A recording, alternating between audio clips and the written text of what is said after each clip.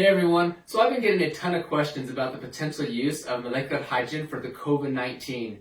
Now, there does appear to be some good rationale for why it would be used, and in fact in China there are already several clinical studies where they're using molecular hydrogen to treat the COVID-19 patients. According to some of the researchers, the preliminary data is really quite promising, in so much that at least one governmental organization is now recommending the use of molecular hydrogen for these patients. Now, I want to go through the pathophysiology so I can describe the rationale for why hydrogen gas would be used in these clinical studies and in this scenario. But first, I want to show you a video where Dr. Nanchan Zhong, who was the one who discovered the SARS coronavirus in 2003, actually recommends and discusses the use of molecular hydrogen. And then I actually have some videos where patients who have the COVID-19 are actually describing their experience using the molecular hydrogen therapy. So we'll go to those videos and then I'll come back and talk about the rationale for H2. So we'll see you soon.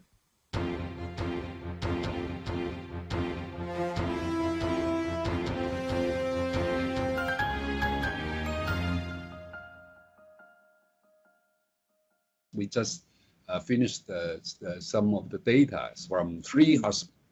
We use hydrogen and oxygen mix. Yes. It seems to be working very well. I am happy about that. So I just got the data right now. So from Wuhan and from Guangzhou, and 3 hospitals, altogether 60 something. And after inhaling this hydrogen and oxygen mix gas, they improve. Dyspnea improved the 2nd day, and the 3rd day, and the 4th day. So all of them showing really improved.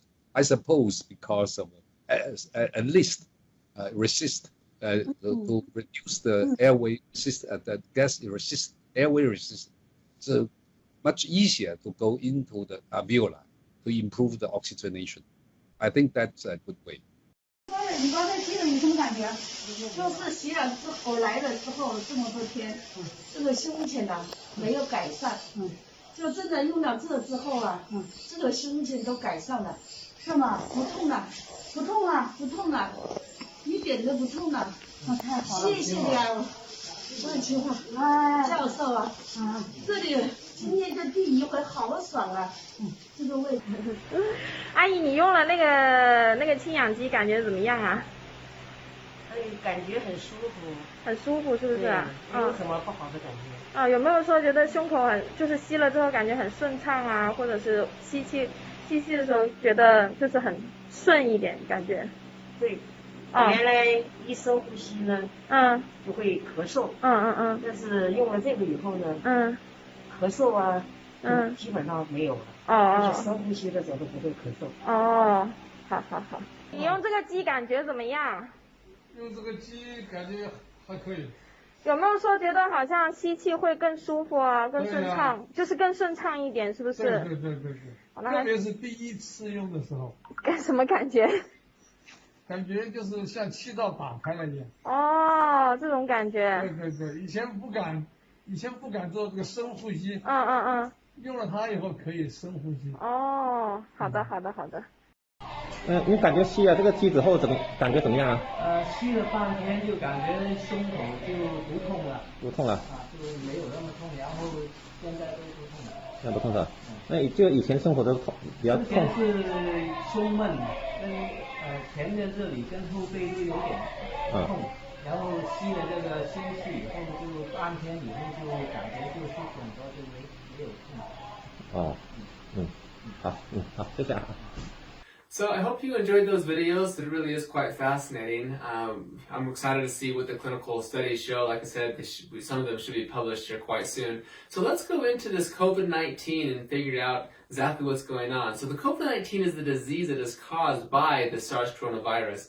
Now SARS stands for Serious Acute Respiratory Syndrome. So it really isn't to do with the lungs. So here we have the SARS coronavirus. It's going to go into the lungs and it's going to attack the alveoli. So here we've zoomed in on an alveolus here. So the virus will come in, has a spike protein. It's going to use that to anchor itself onto the ACE2 or the angiotensin converting enzyme type 2, and it's going to release its positive single-stranded RNA into there. That's going to basically take over the cell's ability and causes viral replication and make more viral particles and everything. And then this type 2 pneumocyte is then going to release these mediators to recruit these macrophages. And the macrophage, the white blood cells, going to release these various cytokines, okay, interleukin 6, interleukin 1, TNF alpha, tumor necrosis factor alpha. That's going to go into the plasma and then it's going to release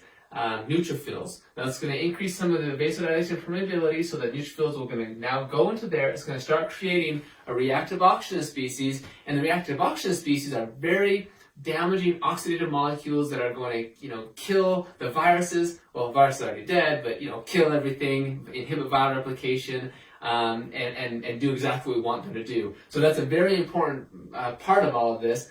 But as this continues going, you're going to get more and more of this reactive oxygen species, more of the inflammation, you get more vasodilation, more capillary permeability.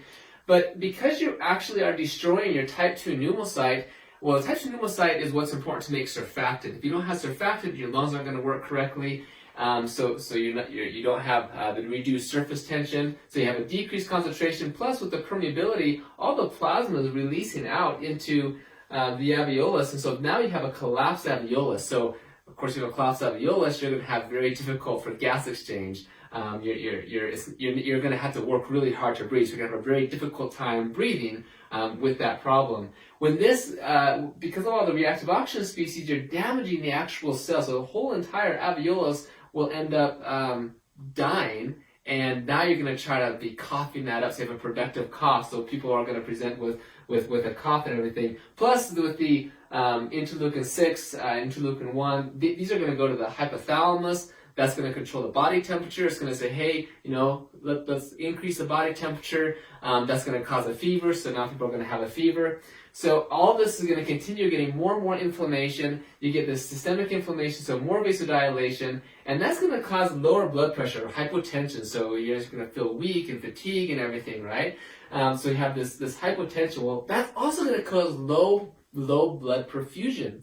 Well, low blood perfusion meaning you're not going to get the oxygen-rich blood to your cells. So that's going to cause low oxygen levels or hypoxia, right? So now you're going to be short of breath. Plus, with this issue, you have short of breath, but also here, and that's going to activate the chemoreceptors. It's going to cause you to activate sympathetic nerve activation, so you're going to have a higher heart rate, for example. So you have fever, difficulty breathing, higher heart rate, a cough, all of these things. But you're not getting the nutrients there either. You're not being able to do metabolic waste removal. So that's going to cause cell death, right? Apoptosis, necrosis, autophagic cell death, the different pathways of cell death, and that essentially killing enough cells, you're going to cause multi-system organ failure. Now that's, of course, really bad.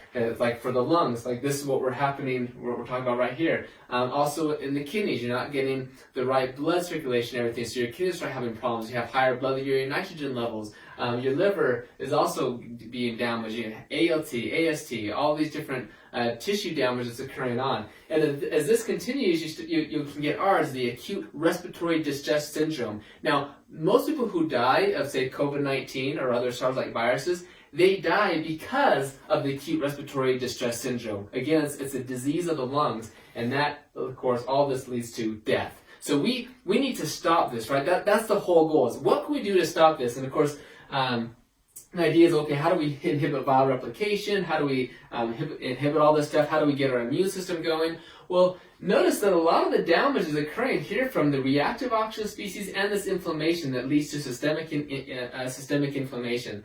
Well, let's zoom in on this a little bit and understand it, because this is really what's going to help you to understand the rationale behind hydrogen gas, rationale for hydrogen gas. Why are they using it in the clinical studies? Why is it having the effect that it does?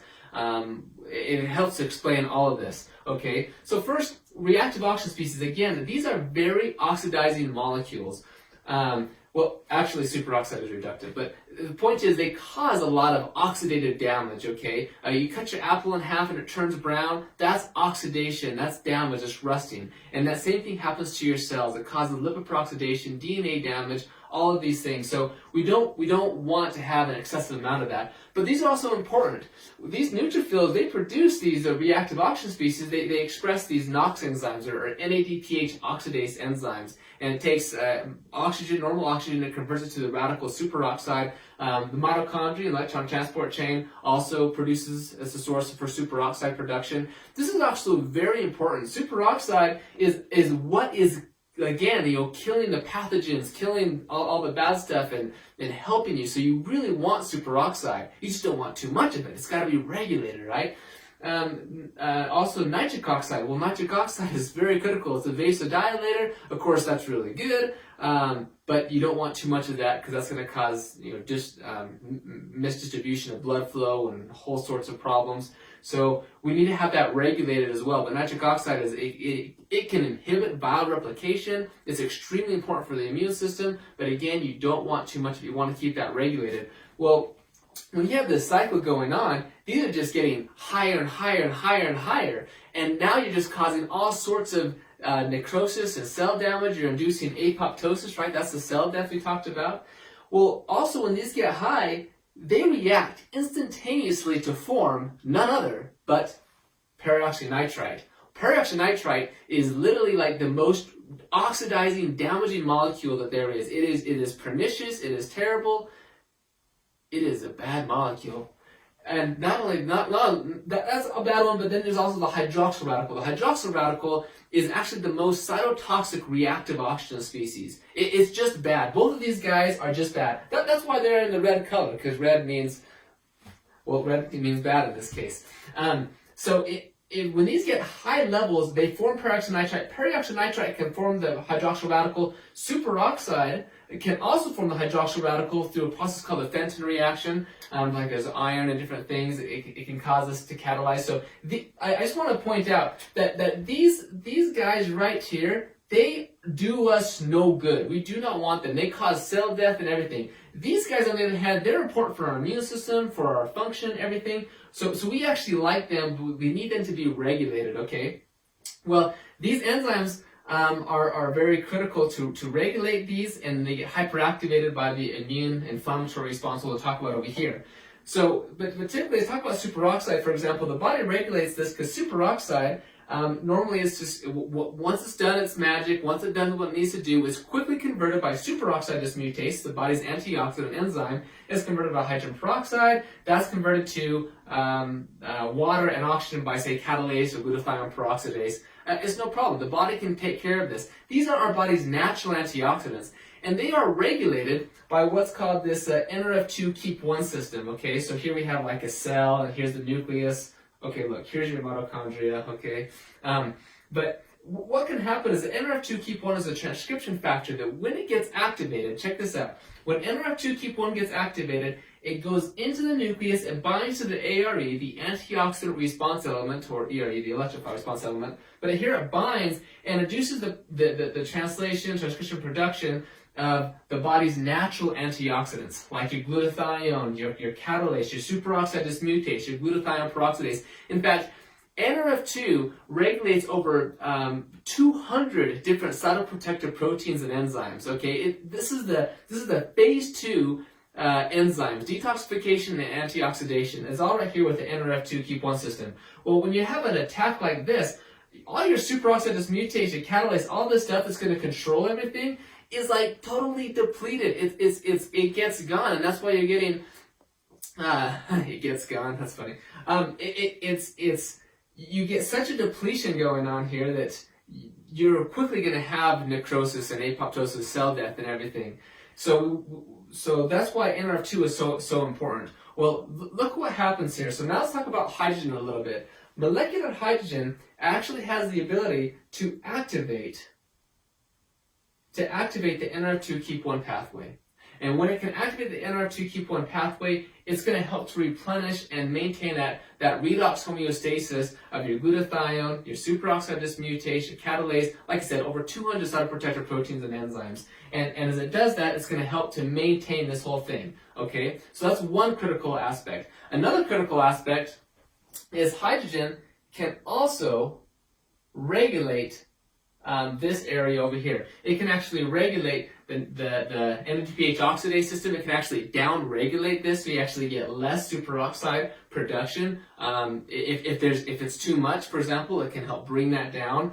As well as regulate the nitric oxide synthase enzymes, has regulation in the mitochondria. Actually, some really neat benefits in the mitochondria that we're finding with the hydrogen gas. So here, hydrogen is able to take care of the ROS. Oh, and these guys right here. So hydrogen actually can selectively reduce these guys, the hydroxyl radical and the peroxynitrite. Okay.